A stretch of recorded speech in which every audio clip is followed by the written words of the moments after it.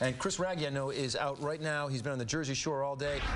Chris, I've been watching all your stuff. The pictures you've been sending me in or showing everybody from Belmar have just been, well, you grew up down there, Rags. Have you seen the beach take a beating like this before? Lonnie, we have not seen the beach take a beating like this before, and I just spoke with a fellow, John, who's from nearby Bradley Beach, and he said this is by far the worst he has ever seen it. He's lived here for over 40 years, and like we've been talking about, we're not even at high tide yet.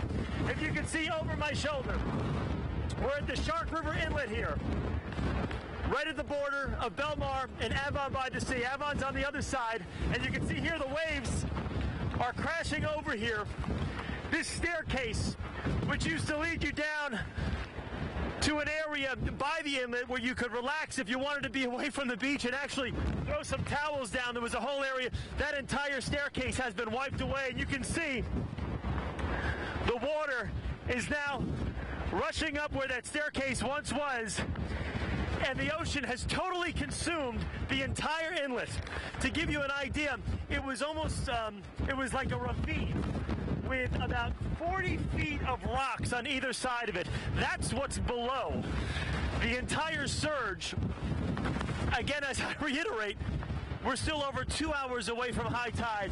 The entire storm surge and the entire ocean is now above the Shark River Inlet. We've got to keep wiping our lens here. My cameraman Eddie is doing that because we're dealing with some severe winds right now. And you see these waves, I cannot reiterate it enough, are immense. Eddie, I want you to come this way. Eddie, take a look out here. If you can see the buoy in the distance.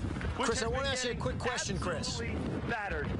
Now that has withstood the test of time over the years. Yeah. A lot of New Yorkers are getting in touch with me saying, well, this storm looks like a bust. Lonnie, would you call this storm a bust where you are?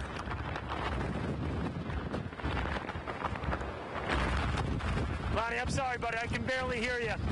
We've got about 70-mile-an-hour winds we're dealing with right now. And these waves, as you can see, because they keep hitting the lens, keep crashing up here on the shoreline. I just can't emphasize enough, just talking with the locals here and the local mayors of these different municipalities. So we've got a quick break in the action here. They've never seen it this bad. And as you've been talking about for the last couple of days, we haven't even seen the worst. We haven't seen landfall yet. We haven't even seen high tide. This storm surge is going to be incredible. We're at a very high point right now. If you remember during Irene, I would park Marble 2 up in this area because it was higher than the rest of Ocean Avenue. But I've never seen anything like it. I can't believe this surge, and we still have hours to go before high tide. I'll send it back to you guys in there. But these pictures, as we continue to get more of this breach here, you see the water's coming right up. We're going to make our way back, because now it's getting a little dangerous for everybody. Guys, let's go back to you in the studio. Yes, sir. All right, I'm Chris. trying to get the message out to people. A lot of folks here in New York City are thinking, well, this storm just hasn't materialized because this is a storm for the Jersey Shore. They're closer to the eye. Look what Chris is going through. Yeah. For those of us in New York City itself, the storm will be defined, again, by the hours of 8 o'clock tonight until midnight, because for us, it's about the surge. Chris gets the wind there on the Jersey Shore. He's also getting the storm surge, but also that wind. So